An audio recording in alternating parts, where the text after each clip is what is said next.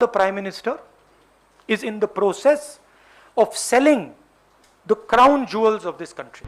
M for Modi, M for Mitra, M for monopoly, meaning the control of an industry service sector by only one company. Monopoly is what the BJP is creating and calling it the National Monetization Pipeline. Within a year, this is the second time after the 3 anti-farmer laws when BJP's intention to freely aid its crony capitalist friends at the cost of the nation is being exposed. I'm going to read what is being sold, and you can guess to which monopolist it is being sold. Frankly, this entire list is going to go to only 3 or 4 people. And these are the sectors that those 3 or 4 people are interested in.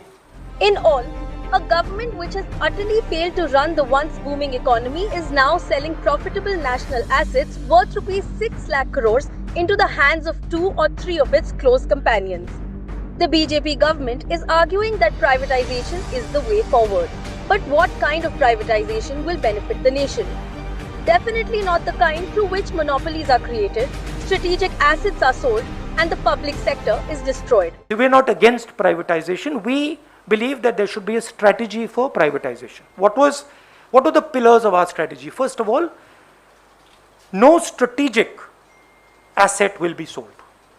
In that there is defense, in that there is railways. You can see that a strategic asset is being sold, right?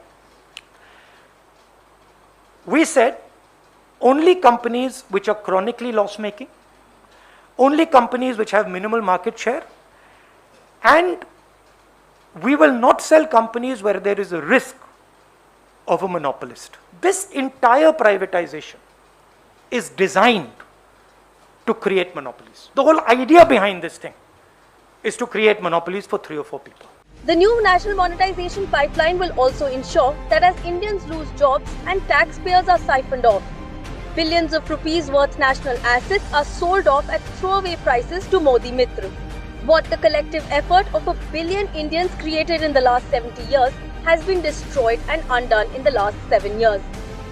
By one man who came, who saw, and who sold everything.